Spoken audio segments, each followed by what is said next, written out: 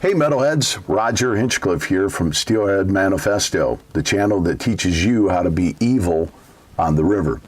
And tonight we're talking about beads again, but I figured I would do something a little bit different and going in a little bit more in depth about bead fishing. And the first thing I thought I would point out to you is the advantages of bead fishing. Beads are extremely realistic. They imitate eggs better than anything out there. They're available in all kinds of different sizes, from as small as even a 4mm up to a 14mm. And then they come in just an ungodly amount of colors. Great Lakes Steelhead Company has an unbelievable color palette. That's another reason why I just absolutely love their beads. So that's one reason why you want to fish a bead. They're cheap. When you think about it, they're way more inexpensive than if you tied a fly or you actually bought a plug or a spoon or a spinner. I mean, beads are cheap. Number three, they're extremely durable. I mean, my goodness, they're virtually indestructible. And then the last thing that makes them so deadly is most beads are made out of plastic and they're designed to be either neutral or near a neutral buoyancy, which imitates a real fish egg going down the river better than anything out there.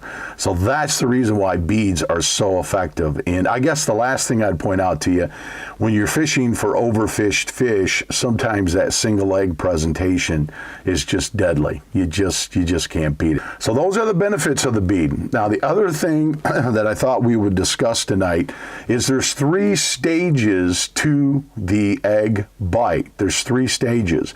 The first stage would be the live egg bite, or some people call it the fresh egg bite. And that's when you want to use smaller colors if the water clarity is there.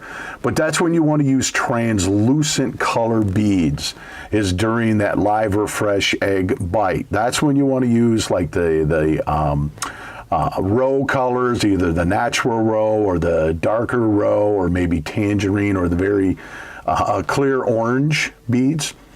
But just think translucent. That's what you want to think when you're fishing that particular stage of the egg bite.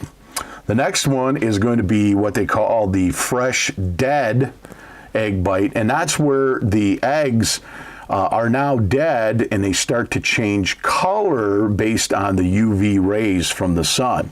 And that's when I like to fish like the caramel colored beads, the caramel color, or I even like to use the fluorescent colors like the oranges, or like the glow roe beads. I mean, these are great color choices when you're fishing the fresh dead egg bite.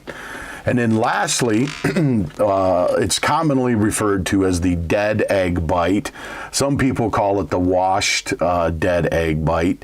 Whatever you want to call it, but that's the third stage, and that's when you want to use colors like the darker color peach, or the cotton candy looking colors, or even the apricot colors, or even white. I love to fish white beads during that time. So if you match the hatch, so to speak, based on what stage of the egg bite you're in, match the right colors and the right size, I promise you, you will catch more fish. So I hope this video has been beneficial to you and you've maybe learned something. If you've liked it, please don't forget to like and subscribe to our channel, and please share. Thanks again for tuning in. We'll see you next time. Fish on.